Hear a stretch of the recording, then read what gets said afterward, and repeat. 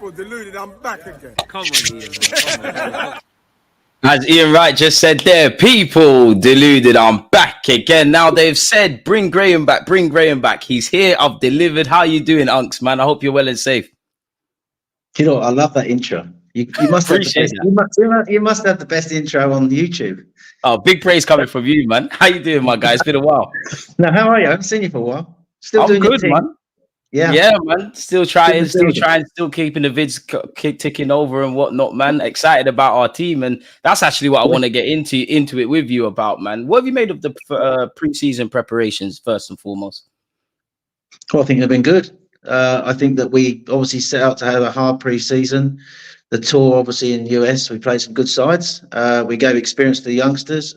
He tried out some new formations. He tried out the way we're going to try and adapt that left-hand side this year. I think that, I think the players have got minutes in their legs, and I think we're fit and ready to go. I think the actual minutes that he's given to the players, they've sort of like got what they needed to do pre-season. I think that we're in a good shape going into the new season.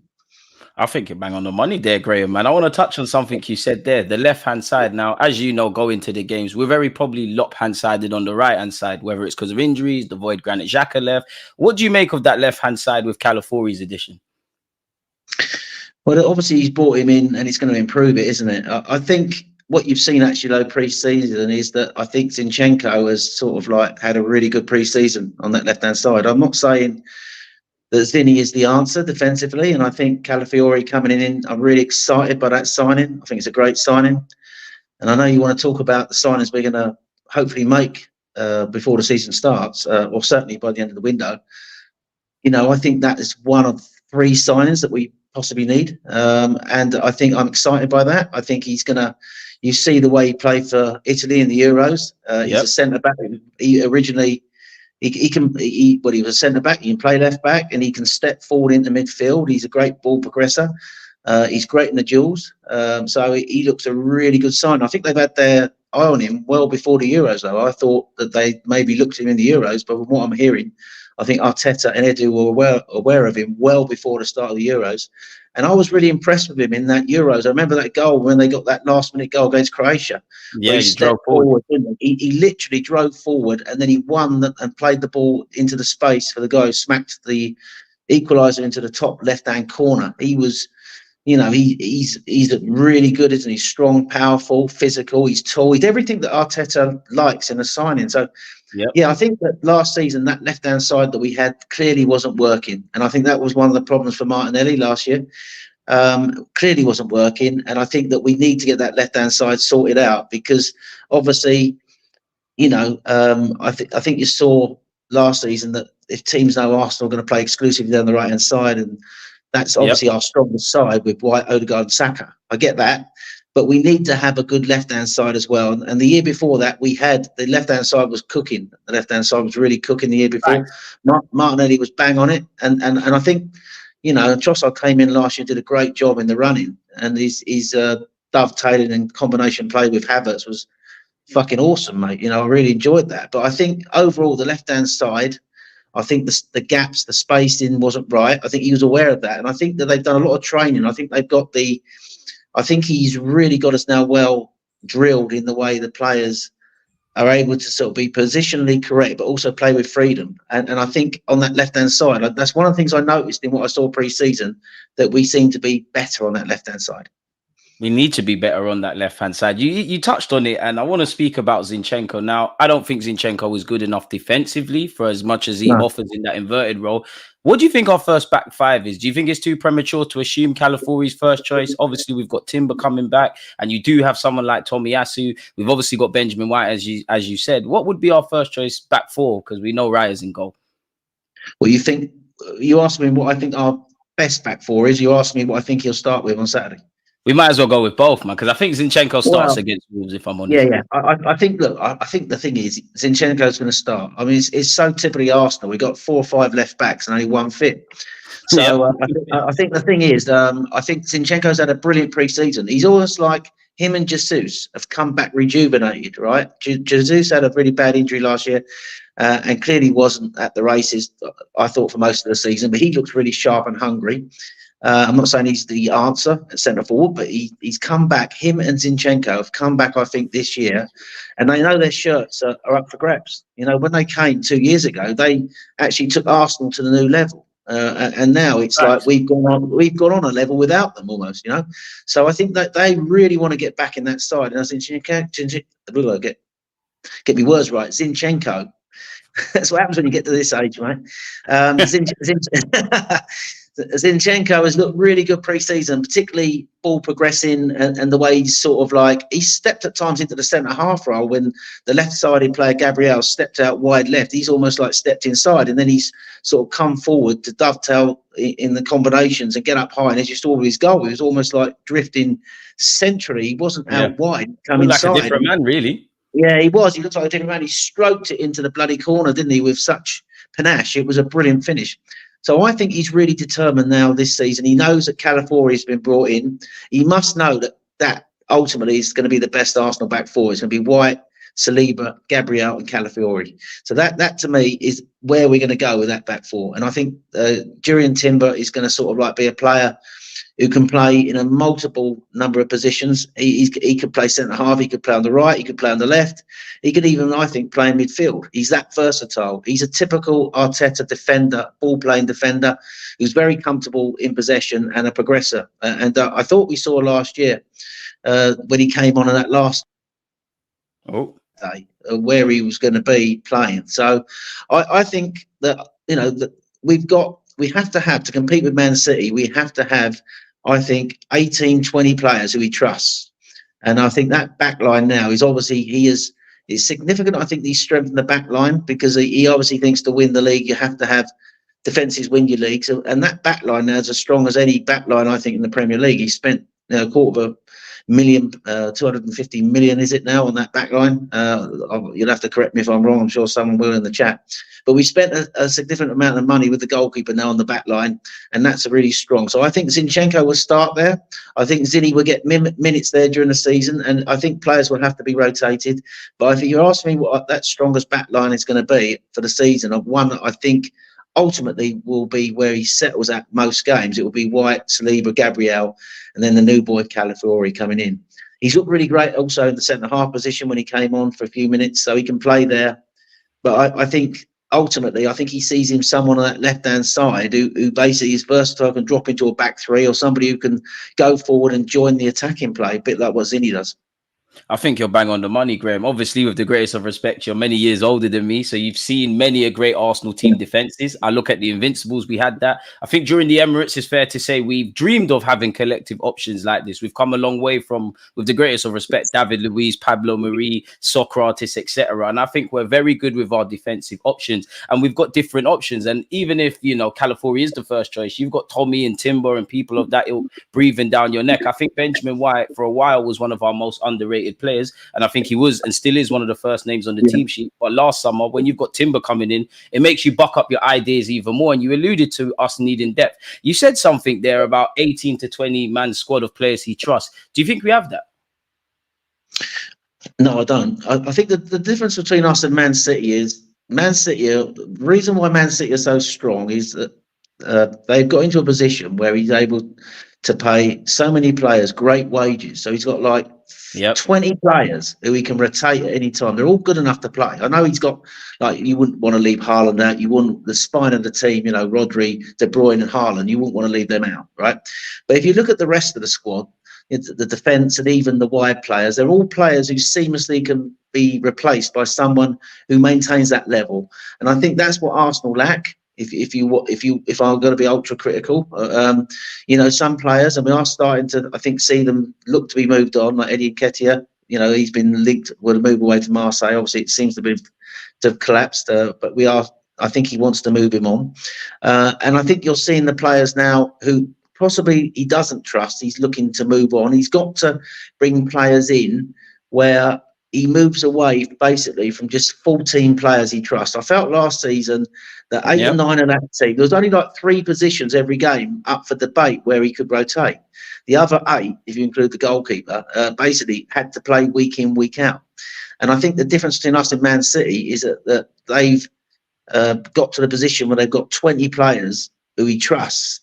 who are on big wages, who he can keep happy because they're being paid, or who he can rotate.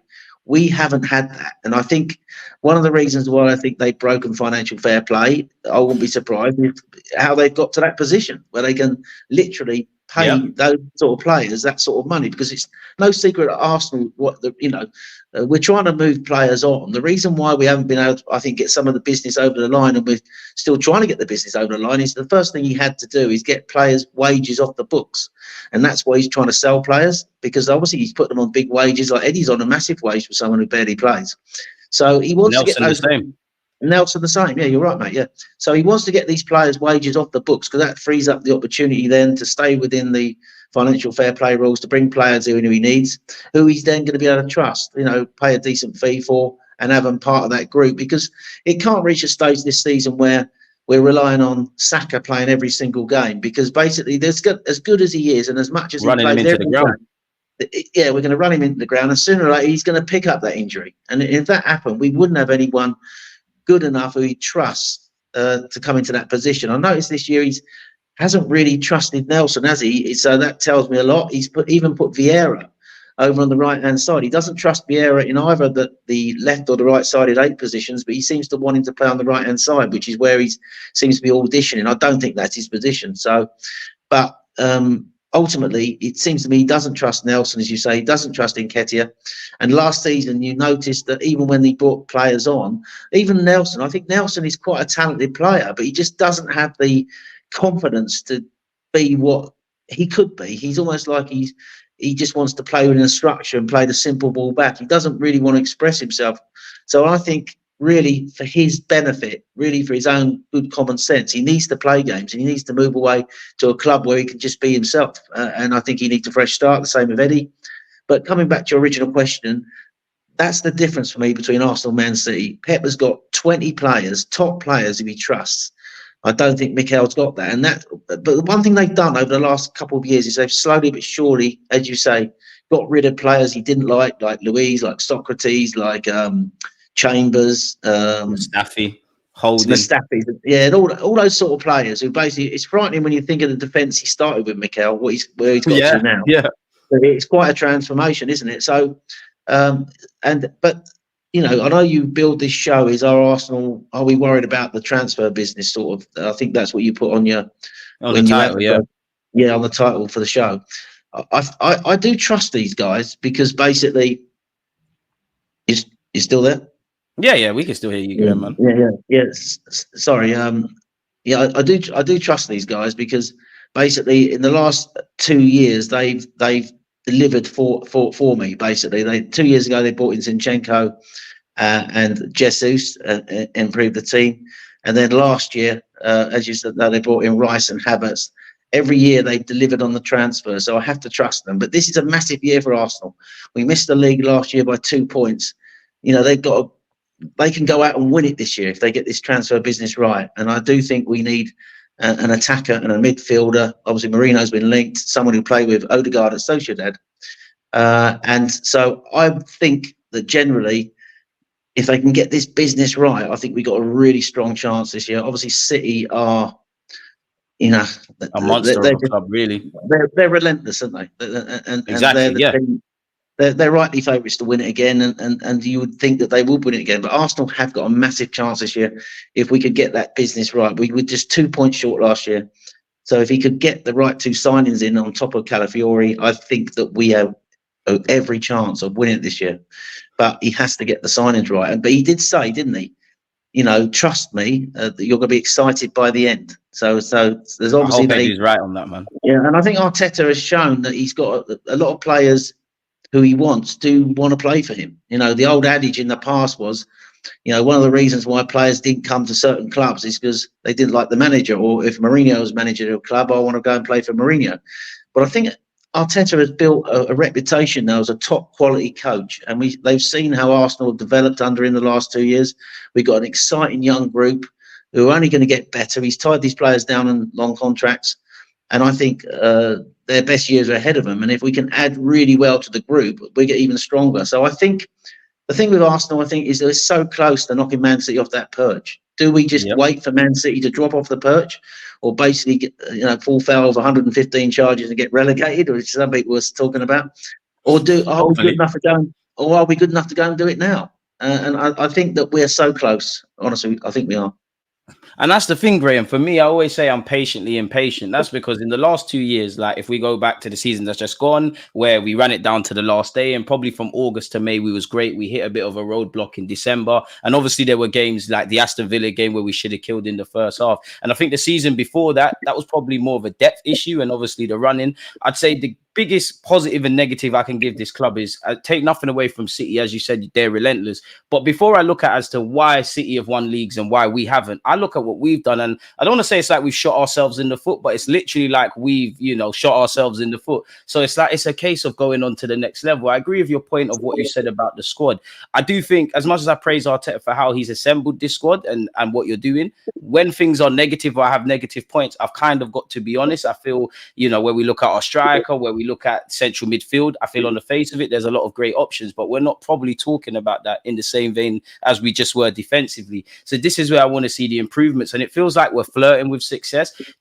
So that means that makes me want to ask you, I guess, like, do you feel this season is make or break for Arteta? Now, I think we'll both agree internally at the club, context would apply, but he's going to get a new deal this season. Probably doesn't mean anything for his future.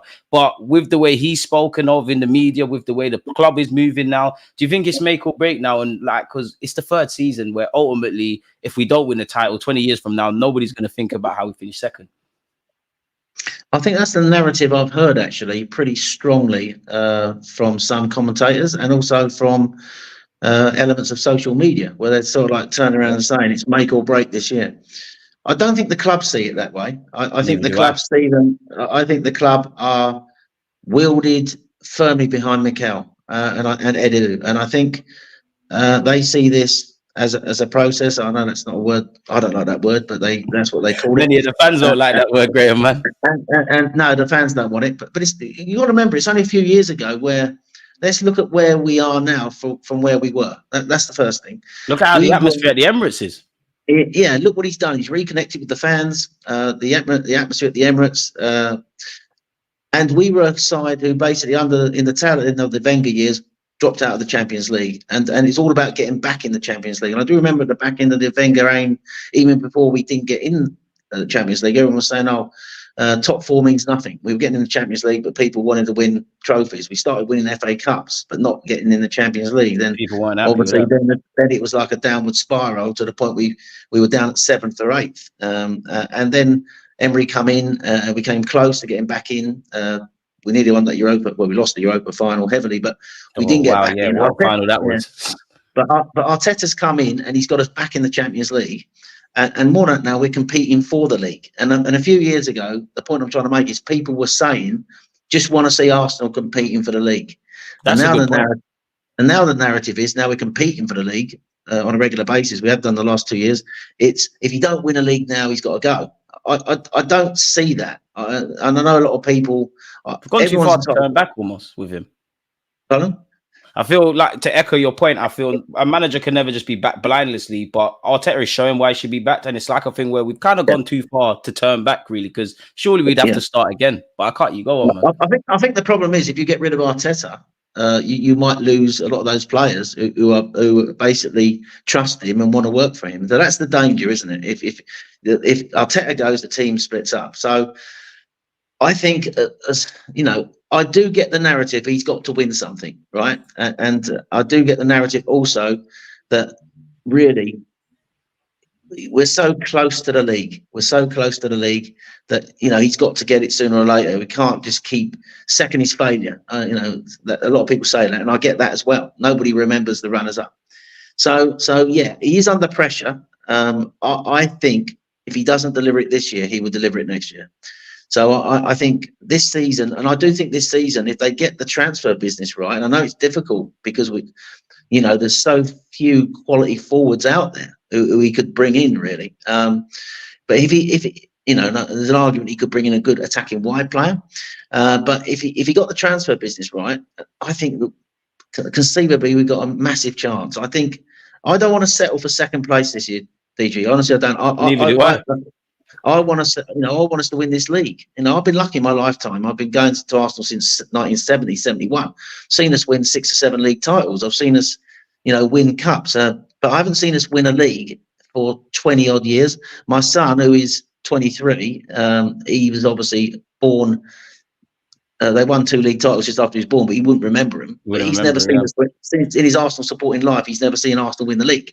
And there's many fans like that, sadly. Many fans haven't. So ultimately, we all want the same thing, and I think I want us to go this season and win that league. I'm not going to the games this season and settling for second place. I want us to win that fucking league, mate. So I'm the same as everybody else.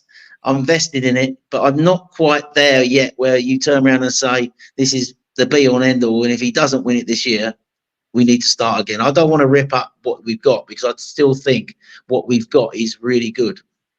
I think you're bang on the money, Graham, man. And I think context would apply. Of course, God forbid if we finish 8th, or, Mikel Arteta doesn't keep up this upwards trajectory and your position naturally comes in, up for debate, then you have to go. But provided we keep doing what we're doing, we keep on proving, the last 2 years reflect that. I know it's a tough pill for some fans to swallow, but I think we'd have to persist with the manager. Now, at the same time, I do think that the conversation has moved away from Mikel Arteta with the project. You've shown us you can rebuild. It is now about winning the trophy. And I do think collectively as a club, for as good as we do, we kind of self-inflict some issues, like with the market at this moment in time. Now, I know there's been the Copa America. I know there's been the Euros. It's, no 2 markets are the same. But does the lack of incomings concern you? How do you feel about the outgoings as well?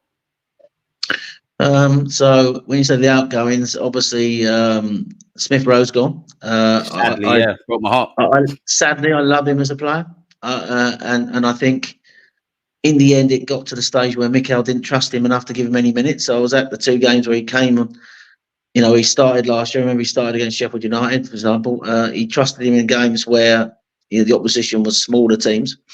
I think ultimately he left because I think Mikel demands so much, not just on the ball, but off the ball.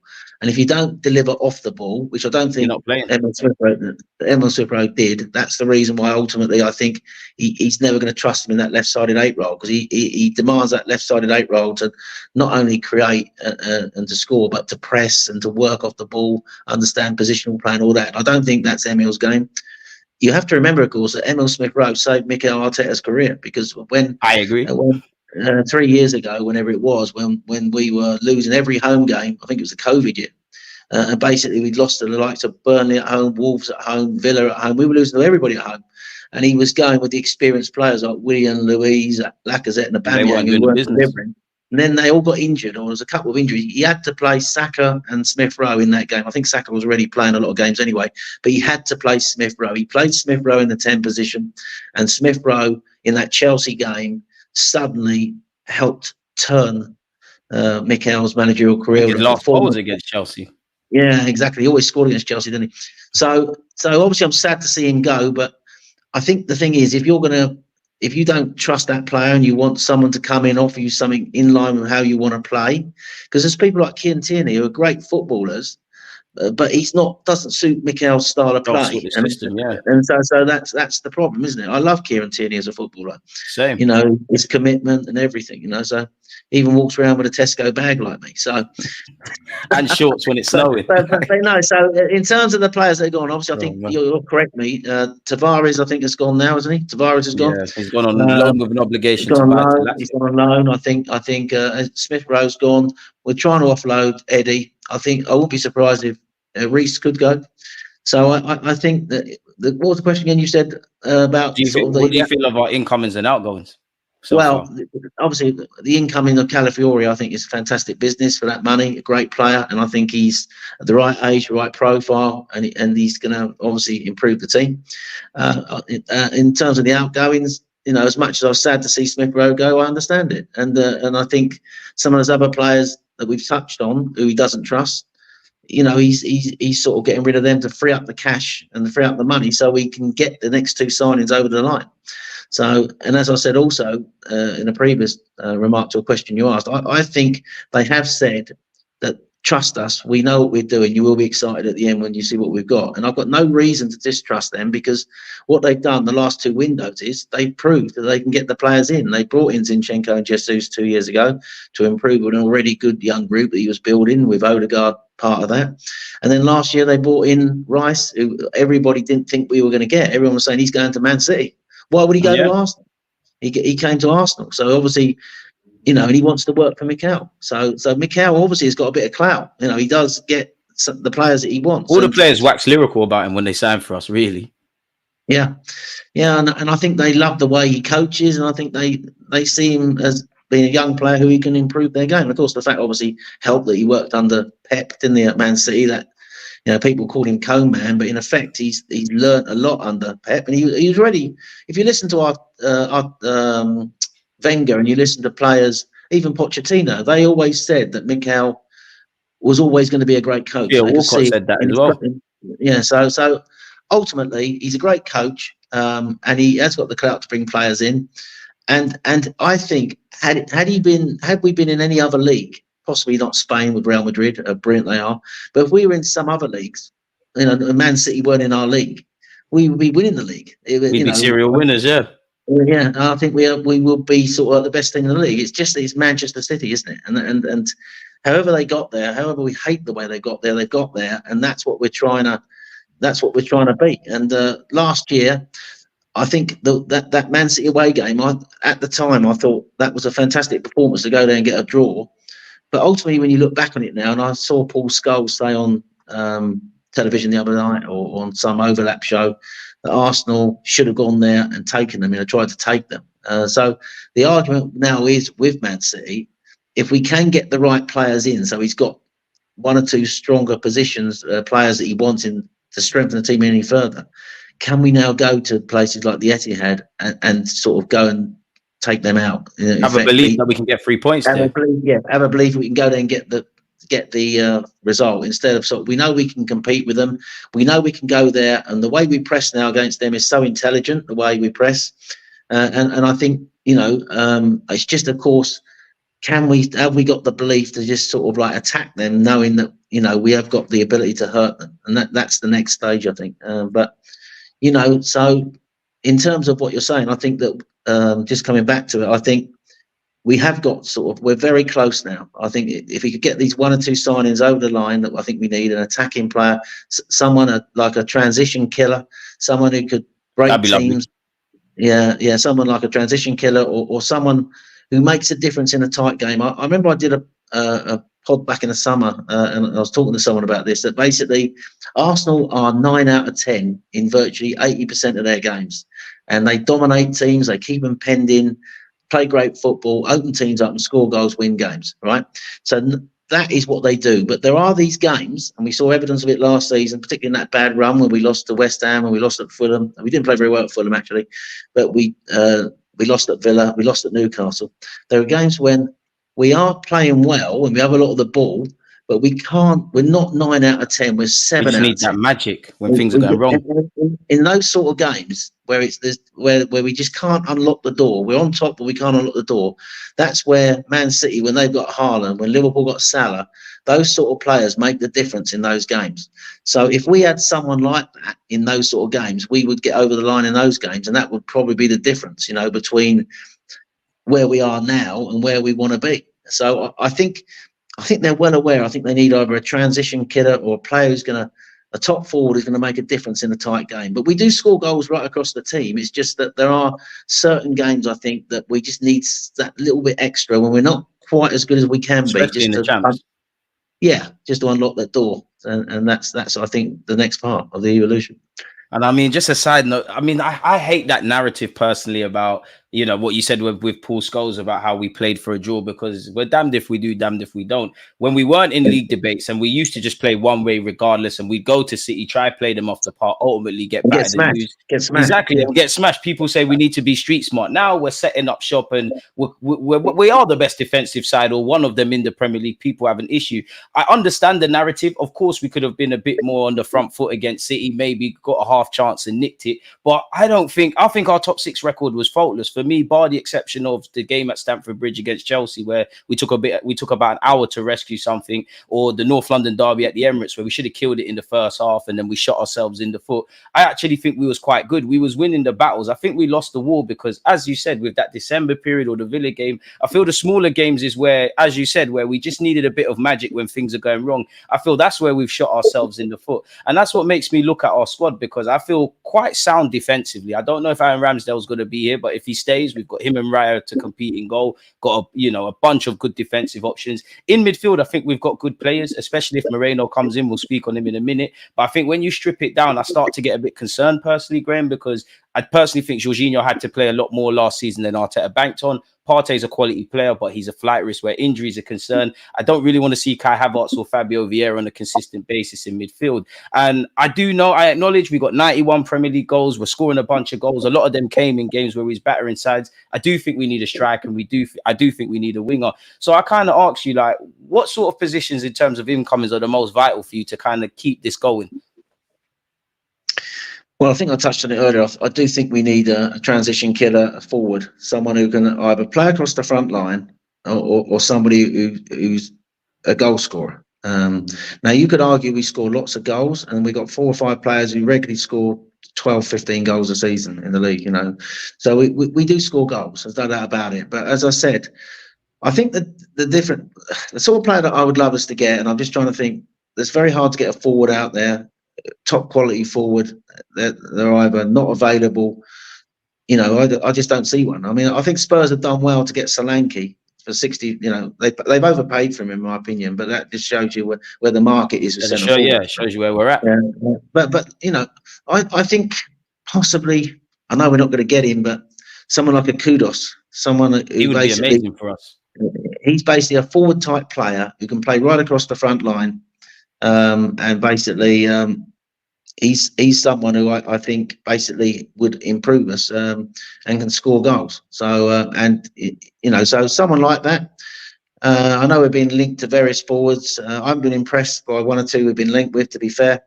So been linked with Sane and Kingsley Coleman as well. Well, they're wingers, aren't they? So that just shows you the fact that tells me that we're struggling to get that forward, and I think we're being linked with wingers. There's more in the winger market of quality than there is in the forward market for quality.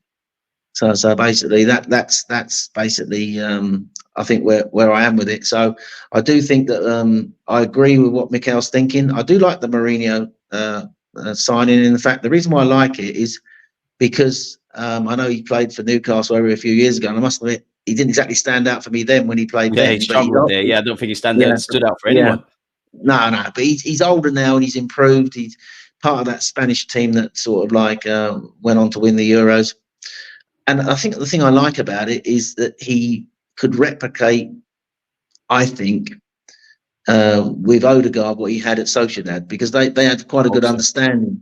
And I think football's all about relationships and combinations, and if you've got players who understand each other the way they play, that would be a bonus, and that would really help the team. So I think, and also he's good in the air. He can win duels. I think he's smart. He's everything Arteta looks for in theory. Yeah, he is. He's everything Arteta likes in a footballer.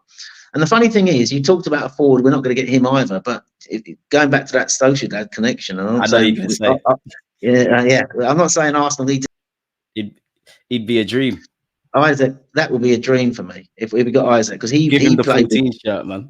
Yeah, he played with it's great call, that 14 shirt. Yeah, so he played with Odegaard in Spain as well. So so in terms of that forwards, if Newcastle are never going to sell one of their top 3 players, they're not going to sell those 3 players who. I think Eddie Howe's already said he's going to sell Bruno Guimaraes, Gordon, or Isaac, and they're the 3 sort of main players in that squad. So, but Isaac would be just what I'd want a centre forward for me. The way he sort of drifts out the left, the way he's able, he's a great finisher. He's got aura about him as well. Yeah, he's a fantastic player.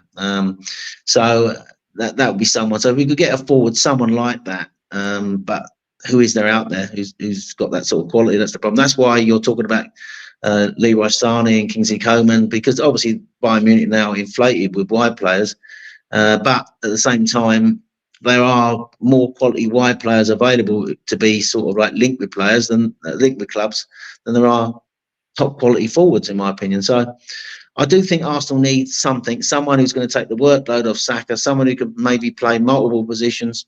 Be interesting to see what he sees the role of Gabriel Jesus this year, because I think Arsenal are better with Havertz at centre forward.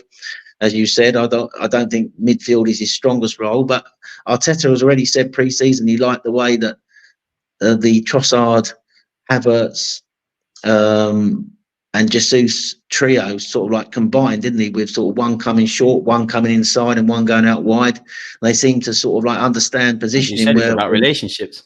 Yeah, the relationship that we talked about, and he talked about their relationship. So it could well be, you know, in certain games he plays Jesus. He doesn't see Havertz as a midfielder. He sees him as a second striker playing in midfield. As he should. That's the way. And that's the way where football is now, isn't it? We talk about formations, we talk about positions, but Arteta just sees them as players who can play multiple positions. And that's pretty much how he likes his teams to be. Players who are comfortable in, if you look about the 3 zones of the pitch, you're tactically clued up like I am, you know. So basically he likes players who can play in zone 1 and zone 2, you know, comfortable in each zone. You know, they can play out, they can play through the midfield. A bit like the way when you think about Martin Odegaard, he's a prime example of somebody who Arteta He's the nucleus of our team, man. He is. He's basically, he can play literally in all 3 phases of the pitch. He can sort of like play in build up. In the first third, he can go into the middle third. He can play in the box midfield. He can drift out right. He can play as a 10. He can play as an 8. He literally can play all over the pitch. Such a player. Yeah, and I think this is what Arteta wants. He wants players who basically, we're saying we don't want to see Havertz in midfield, but he sees Havertz as somebody who can play in midfield and play up top. He sees him as a multifunctional footballer who does everything that he asked him to do. And I think there's an argument, you know, over this year, since the turn of the year, Havertz has been probably one of Arsenal's best players, certainly since January. Definitely. Him and Trossard given between them in the second half of last season. Yeah, absolutely. But I do think it ultimately boils down to, in games, you need to rest players, you need to rotate, you do need to have quality. So when players come off, Saka hasn't got to play 75, 80 minutes, hasn't got to play every game. Someone can come on and just, it's going to be very hard to be as good as Saka, who is, in my opinion, the best right winger in the world. But it's going to be very hard to replicate what he does. But somebody who's a quality, who can come in and do a really top job at their level, what they're good at, and be an asset in that position. You know, that's what he wants. And, you know, it's a bit like what Pep had when he had those wingers, you know, when he had Riyad Mahrez and he had players like that. He just literally Bernardo and Foden and the rest Bernardo, he had Sane, and, you know, more options than he could probably count on his fingers out wide at one point. Yeah, exactly. So that's what I think he wants. So, you know, and I think if we could get there, I think that, as I say, I think, you know, we've got Mikel's coaching skills, and I think the team are really hungry. And the other thing is that every year Pep's got to keep motivating that City team to go again. Yeah. I know he does it every year. But sooner or later, those Arsenal players, how much do they bloody want it? Do they want it as much as we want it? I'm sure they do. Yeah, because they're the ones that obviously, that's what's always annoyed me about football fans when they say footballers. I've been guilty of it where they say footballers don't care. I genuinely don't believe that. This is their life. This is their job. They're professional athletes. They're some of the most self-reflecting individuals on the planet. They're literally training for something every day of the week. And I agree with a point you made about fluid systems and contributing in all phases. That's what Mikel Arteta wants. If you're a striker, you need to be able to drop in midfield and at times defensively. Obviously, our defenders have to be good on the ball. I always say our first defender at the moment is Kai Havertz. Our first attacker is David Raya. So it's almost like 3 sub-teams that interlap, which is interesting. And the upfront stuff concerns me because it's a bit like the question it says here, can we challenge without a world-class striker? If it is, if to look at that question and challenge, I believe yes. To get over the line, I'm not sure. But it's like you said, if you look at the striker market, there isn't really one thing. And one thing I'll give Edu and Mikel Arteta credit for is that whether I like it or not, they're prepared to sit and do nothing rather than just signing players, which we've seen in previous years, which makes me look at the Eddie and Nketiah kind of breakdown in the Marseille deal. I don't know how you feel, because it did look like we was going to get 30 million. Maybe the inner details and intricacies wasn't what we wanted. And then I look at it. Did they say, Eddie, you know what, you can stay. Whether we believe in you or not, you've shown you can do a job. We probably expect Gabriel Jesus to get injured. And while Kai Havertz is probably going to play the majority of the season, there's going to be times he's going to need to be rested. And that's kind of what scares me, because goals ultimately win games. We did get 91, but when you break down how many came from set pieces, how many came in singular games, the certain individuals that got double figures in Trossard, who I don't know if you're in Mikel Arteta's starting 11 plans, obviously Kai Havertz, who did it at the second half of the season, and Saka, it kind of fills me with a tiny bit of fear. I agree with what you said about Merino in a sense of, I think he will have a great understanding. I don't think he's a sexy signing, a shiny new toy, a blockbuster in the ilk of Declan Rice, so people won't really take to him. But I think as time goes on, he'll be all right. And I'm happy we look to be signing him, because Declan Rice probably moves over to the right hand side, and he's got a consistent partner. I think Declan Rice was great for us and had even on the goal scoring front. But one thing I felt sorry for him is he more or less 9 times out of 10, unless it was Jorginho, he had a lot of different partners, as well as learning how to play in that left 8. As you said earlier as well, I don't think fans really take heed that football is about improving relationships, improving individually and collectively, especially where English fans, in my opinion, are concerned, where the solutions are just spending money. And I agree with you in the sense of, if we can't get a striker, can we get a winger? And it's a tricky one, because I think we need a striker that can get goals, but the game's kind of left that. You can't just be a striker that gets goals. You need to contribute in all phases. If being a clinical striker was the maximum requirement for Mikel Arteta, then we probably don't see Kai Havertz, Gabriel Jesus, and anyone who's been there leading the line for us. So it's a bit of a tricky one, really and truly. If we could only sign an inside forward or a striker, which one would you go for? Or a versatile attacker and a striker, better way of putting it. I think the one, if we could sign a striker, I would want Isaac, but we're not going to get Isaac. He would be my first choice. Same. But it's not going to happen. So if I would, but the player I'd love is Kudus, as I said earlier. He'd be the player who, West Ham are not going to sell him. So, but he would be amazing. He's an amazing player. He's one of these players who I've watched. He just runs through teams, and I just think sometimes you need a player like that, someone who's got that ability, who could just run through a team. He's turn it on, get on a roll, and he literally can drive through a team through the centre of the pitch, as well as sort of what he does. And he's a great finisher. He works hard off the ball as well. I think he's a great player. So if we had Kudus and Isaac, we'd be laughing, man. Then I'd be saying we're going to win the league, man, provided everyone stays fit. Imagine that on top of having the existing options, we'd really be laughing. What'd you make of Osimhen? Because I see a couple of people commenting him and Ivan Toney in the chat. Would you take either one? I think Tony's too old. He's not the type of profile that Arteta wants. I mean, I did like Ivan Toney. I was at the game a couple of years ago at the Emirates when they drew 1-1 when they scored that goal. I remember that. He actually bullied Saliba that day, and you don't see that very often. And he's a top player, but I just think his age now is against him. Osimhen, I don't know. He's done it in Italy. Where do you cut it in the Prem? I mean, he's a good player. Would I take him? I just wonder if he's a Mikel player. To do what Mikel wants. Off the ball, and that's the problem with some of these players.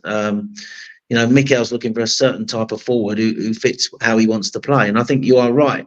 Sometimes it's the sexy sign. You want a sexy signing, but sometimes some of the unsexy signings are just as important to the balance and the success of the team. Look at our football club with Odegaard, Ramsdale, and Benjamin White at the point of signing for the football club. Yeah. So, in answer to that question that popped up, can we win the league without a number 9?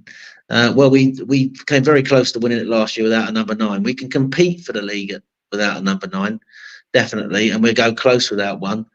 I think if we had a top quality number 9, I think we would win the league. So, look at the December period. You're right, man. So but the trouble is, who is that top quality number 9, and how can we get him? The age-old dilemma. Yep, it is. It's the ultimate dilemma. I just sort of think that Arteta and Edu know what they're doing. They know the type of player that we need. They've obviously, I think there's someone there they're going to surprise us with. So I hope so. Don't sort of what do you call this? Bench this. What do they call it when you sort of I say something on here and everyone's sort of copies it, and then when it don't happen, sort of says he says this. But Just taking it out of context, man.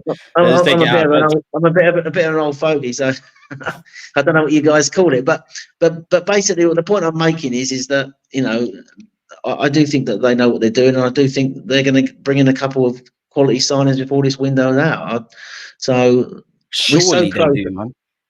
We're so close, as I say, we're so close. We're sort of like 2 points short last year. If we'd beaten Villa at home in that game, albeit we still won 16 West Ham at home at the Emirates, man, we had a million chances. Where would we be? Yeah. And you can always, I suppose, say if we won this game, or if we won that game, or we hadn't lost that game, you can always say that during the season. I do think in those sort of games, though, as I said, when we were dominating the games, like the West Ham game, we couldn't finish. Jesus was brilliant in that game, but he couldn't finish his dinner. Same old with him, really. And I do think in those games you do want like that Haaland sort of character, someone who's top quality, can put the ball in the net, and that's what they've got ultimately. And it does sometimes feel, when you look at their team, they've got Haaland at 9, and you look at our team and we haven't got the same level of centre forward, and you feel slightly inferior, don't you? But I still think overall it's we can still, I think, even without a top quality centre forward, I still think that we're good enough to challenge, take them close, and let's just hope ultimately we get over the line. You have to say that City themselves won a Premier League without a centre forward, didn't they, before they bought Haaland? So can be done, albeit they weren't challenging themselves. You understand what I'm saying? There weren't a Man City who they were trying to knock off the perch, was it? But they won the league without a centre forward. So you can win a league without a centre forward. But it's just always Man City have got Haaland, haven't they?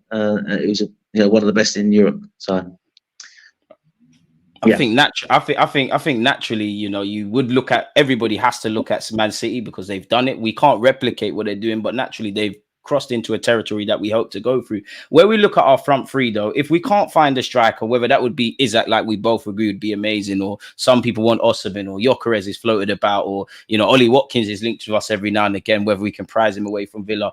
I always think, should we look at Liverpool as a guide point, just because obviously Kai Havertz is not Firmino, but in a sense of, you're not a consistent goal scorer. It's like Kai Havertz would be our Firmino, Saka is our Mohamed Salah, and then you've got a Mane on the left-hand side, whether that is a new signing, whether Martinelli could get back to goal scoring ways, or if Trossard could maintain. Maybe that's an angle for us to go with, and maybe that's more realistic. I want to ask you about a couple of players as well, because what do you make of Gabriel Martinelli, Gabriel Jesus, and Fabio Vieira heading into this season? Because a lot of fans are losing patience with them. It's a big season for Martinelli, isn't it? After last season, because basically, obviously, I don't think he was helped last year by that left-hand side, but it is a massive season for him, because last season, the season before was one of his best seasons, and last season he fell off the cliff, didn't he? So it is a massive season for him. And Trossard has come in, and my only concern for Martinelli is that Trossard looks so good in that combination play with Havertz. So, but Martinelli is our one direct player, our big runner in behind. So I still think that he could get his head up, he'd be so much better. Yeah. Sometimes if he got his head up, and you're spot on there, mate, absolutely spot on. Sometimes he doesn't get his head up. And that game last season where he didn't look across the line, when if he had looked across the line and played it, someone would have been on the right hand side. So yeah, it's a big season. Vieira, I think, if I was him, I'd be going to my agent and asking for a move.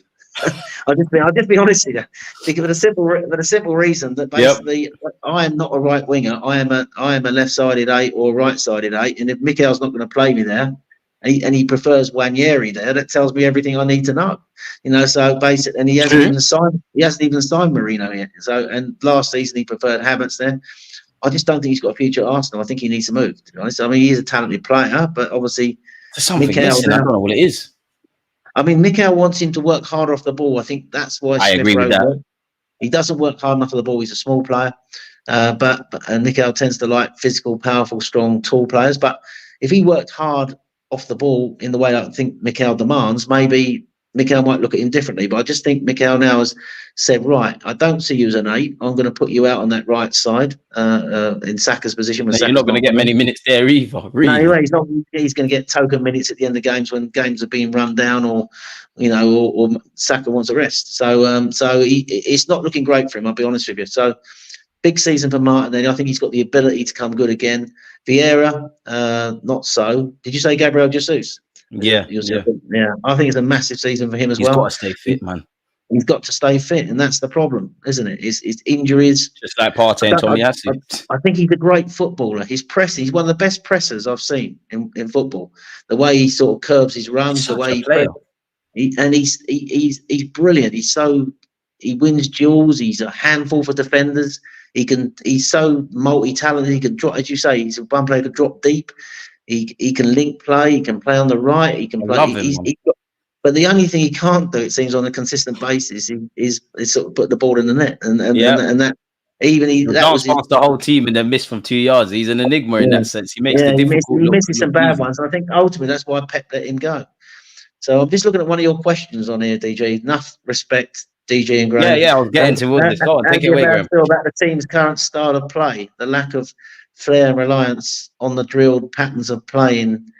Has its merits. I find myself longing for some sauce. I think that's a pretty fair comment, actually, and I think you saw that in the game against Lyon at the weekend, because basically we had a lot of the ball. We were set piece, as you say, set piece FC. We struggled to open them up, didn't we? Even though we had the ball, and I think there was a lot of drilled, as he said there, a lot of drilled play and a lot of sort of like keeping the ball, moving it nicely, moving the team around, but we didn't play the killer pass, or we didn't sort of like open them up. So something missing in that final third. That's a fair point, but I think there are games when we do play well. There are games when we do play well, and basically we do play some really great. I've seen us play some unbelievably good football at times, but there are other games where we are too sideways, where we lack that penetrative pass. And there's an argument where too coached, really and truly, at times. I thought that last season, you mentioned Jorginho earlier there, when Jorginho went 6 and Havertz went 9, they've got a very good relationship, and Jorginho seems to know where Havertz is going to make his runs and was playing penetrative passes through the lines for him. I think Declan, for all his brilliance, he's a great footballer, and I know possibly his future might be 6. I'm not saying he can't play that role, but I thought there were times last year where Declan doesn't quite see the pass the way Jorginho or Partey sees the pass. He's a bit reluctant to play it as well, because I just don't think it's his game, or he's learning that aspect of his game. Yeah. So basically, in answer to that guy's question, that's fair enough. I want some sauce as well. I think we all love a bit of sauce, don't we? I think we all do, man. Oh man, and that's what you said there. It's like, I do think, not to be disrespectful to Mikel Arteta, because I feel he's obviously got his, I couldn't tell you what it is, but he's obviously got the way he sees football individually, just off his own back, through his own experiences. Of course, Pep Guardiola, Arsene Wenger, and anybody else that he speaks with or has worked under, there'd be a lot of that. But I must admit, I do think, and I don't mean this in a disrespectful way, because David Moyes has been a manager for a long time, I do think there's a bit more of David Moyes and Mikel Arteta than people give him credit for, purely because people forget Mikel Arteta played the majority of his playing career in this country. So he knows, and respectfully, for a team like Everton, who were on the back foot 9 times out of 10. So he knows the importance of being sound defensively. He knows the importance of set pieces and things of that ilk. And I just feel in general, the game has changed. Like, the game is like a chess match. It's like Arteta, Pep, anybody, you're all controlling the players. I wouldn't say individuality is gone, but it's almost like a chess match where everything is kind of planned and a bit structured. I would like to see a bit more freedom, but at the same time, as you said, there's been times where we've really done it. I do think we're at that point now where,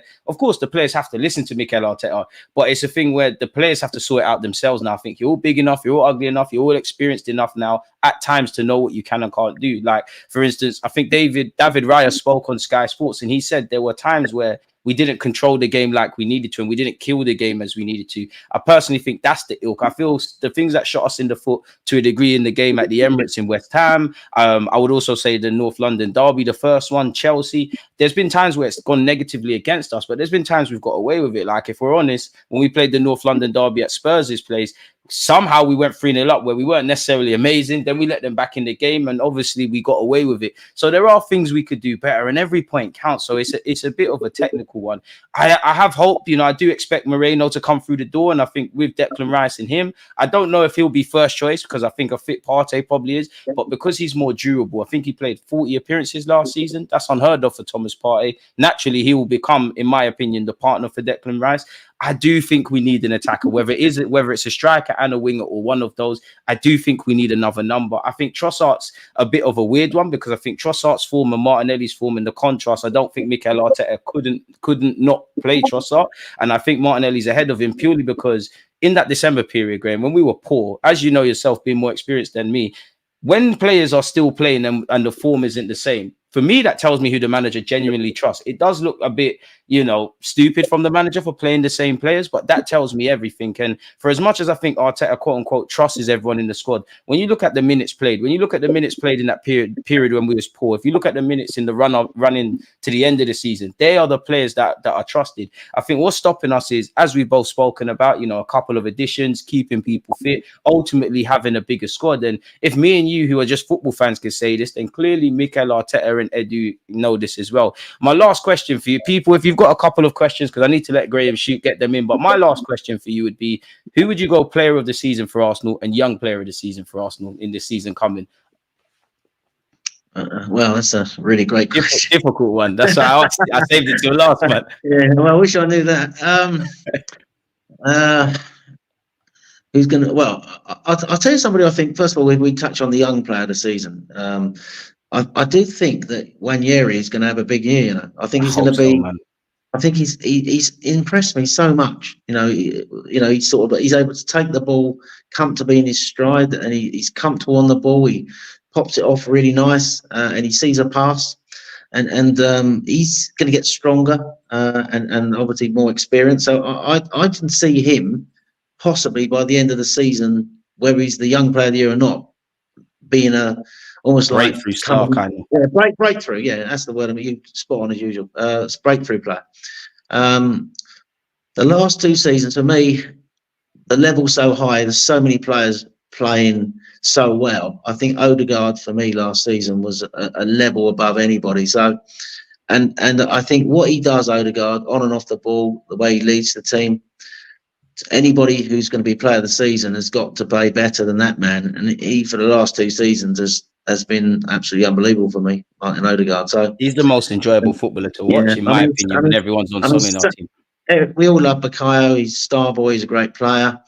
I just think if we're going to win the league this year, I think the captain has to lead from the front, not just in the fact that he leads the team, but leads the team by example the way he plays. And if he can do that, if he can replicate the levels, we're going to go close again. And he, to me, is smashing it every year now. So I would say Odegaard's going to be my player of the year. If we're going to have my young player of the year, they're all young, aren't they? That's the thing. Yeah, you're right.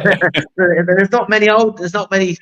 They're all sort of. Merino will be one when he's through the door. To be fair, I could be their granddad. So he could be Ethan's. To be fair, yeah. And so I'm gonna. I know young player of the year is such a difficult one to call. I'm gonna go with Odegaard for player of the year. I know Wanyeri is probably not gonna get player of the year. He's not going to play enough. But he's somebody who I think is going to have breakthrough player of the year. So who am I going to have for young player of the year?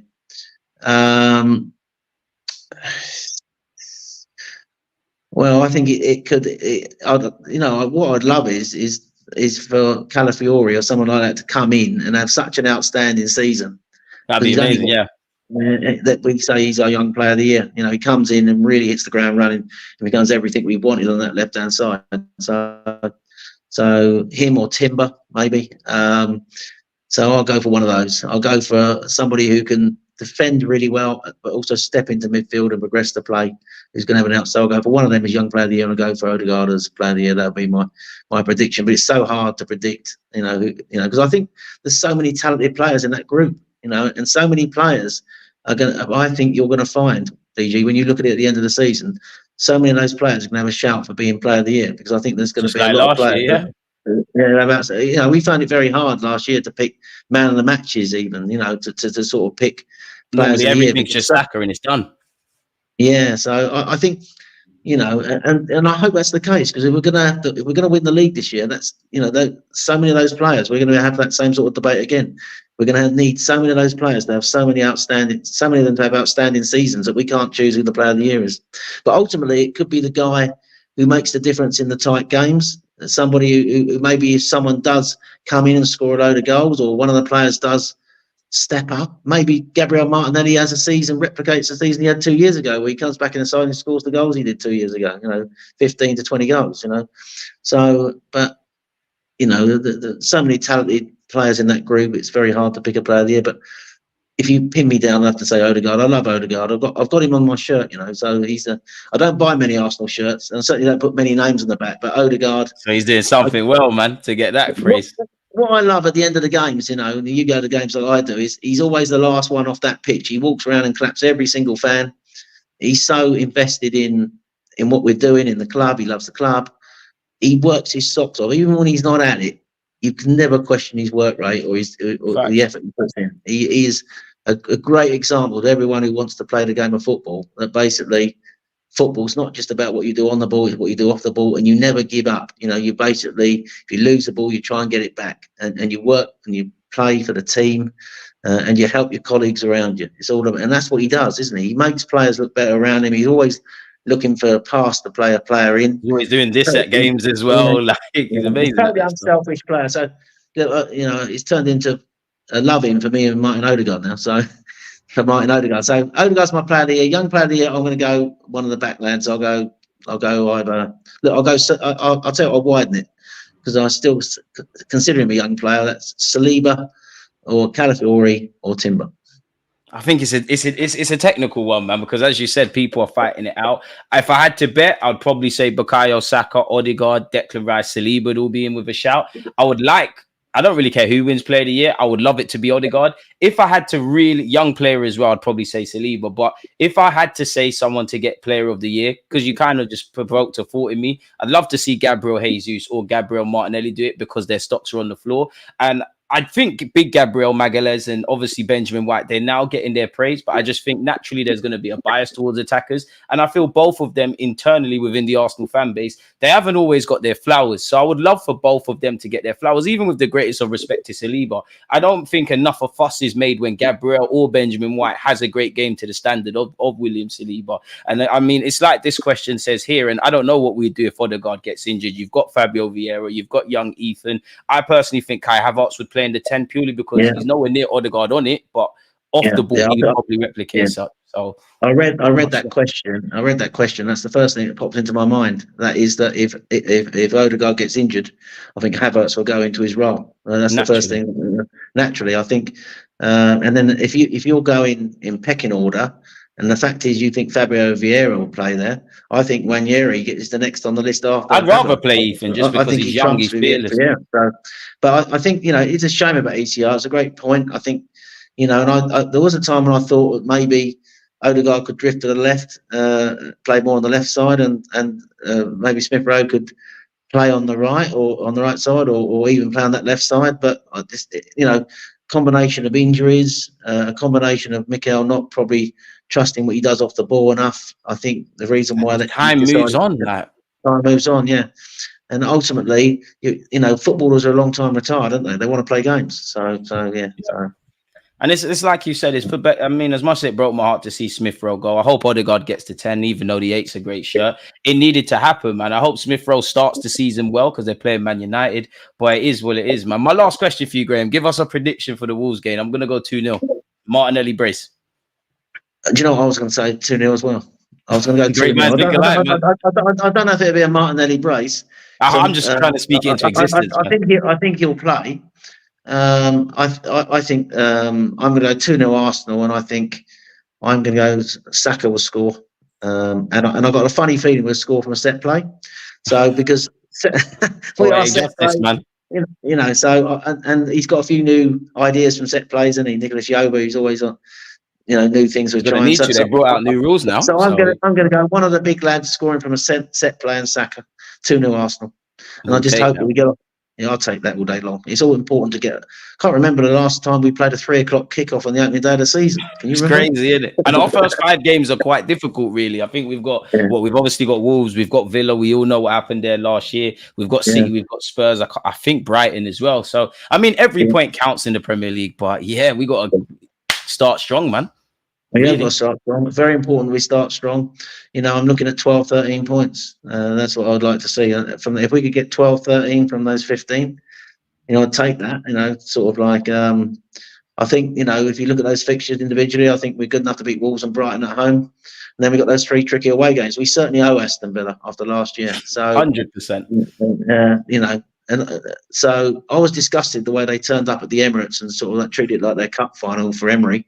And then they played Man Written City. in the stars, though, in hindsight, man. Yeah, they played Man City away a couple of weeks later and rested Martinez, Watkins, and Douglas Luiz. Lied down for them, really. And then it died down for City, got smashed 4-1. So I think we owe Villa. So I think that we will go there and win. Tottenham is a very difficult game. So I think, you know, I could see us either drawing it.